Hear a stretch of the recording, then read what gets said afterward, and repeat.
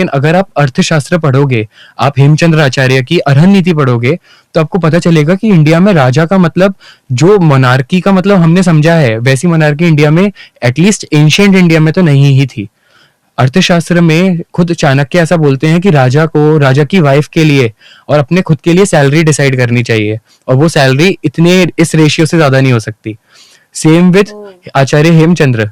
इसी तरह से यशश तिलक चंपू नाम का एक ग्रंथ है, उसमें सोमदेव सूरी उन्होंने भी ऐसी बातें कही हैं कि राजा कोई इनफाइनाइट पावर उसके पास नहीं है, उसकी अथॉरिटी है, वो भी सब्जेक्टिव है। अल्टीमेटली हमने देखा कि राजा ऋषभदेव समझा रहे हैं कि आपको एक राज्य व्यवस्था चाहिए। क्यों चाहिए? अपने भले के लिए चाहिए। तो अल्टीमेटली राजा की अथॉरिटी भी इतनी ना बढ़ जाए कि जो मेन एम था राज्य व्यवस्था को बनाने का, वही हर्ट हो जाए। तो even throughout the history राजा जनक का एग्जाम्पल मिलता है, जो सीता जी के फादर थे। तो वहां पे एग्जाम्पल आता है कि मिथिला के अंदर पूरा मतलब सूखा पड़ गया था, बिल्कुल ड्रॉट था। जब सीता जी का जन्म हुआ उससे पहले की ये बात है, तो मिथिला के लोगों के पास खाना नहीं होता था। तो जो राजा जनक थे वो भूखे रहते थे।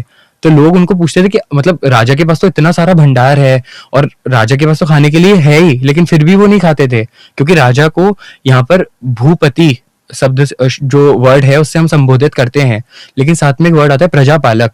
तो राजा को बोला है कि raja is like a father to his subjects. तो एक पिता अगर नहीं खा सकता उसके बच्चों को खिलाए बना, तो ये राजा जनक ने उनको समझाया कि ये सारी प्रजा इन्होंने मेरे ऊपर ट्रस्ट किया है, और अगर मैं इनकी हेल्प नहीं कर पा रहा तो मैं खुद भी हेल्पलेस हूँ। तो इस चीज के लिए इतना सेक्रीफाइस हमारे राजाओं में एक समय था। If you found this interesting, join us at Rishabhayan in Mumbai on the 19th, 20th and 21st of December for more stories, evidence and conversations about our history and civilization. More details in the caption.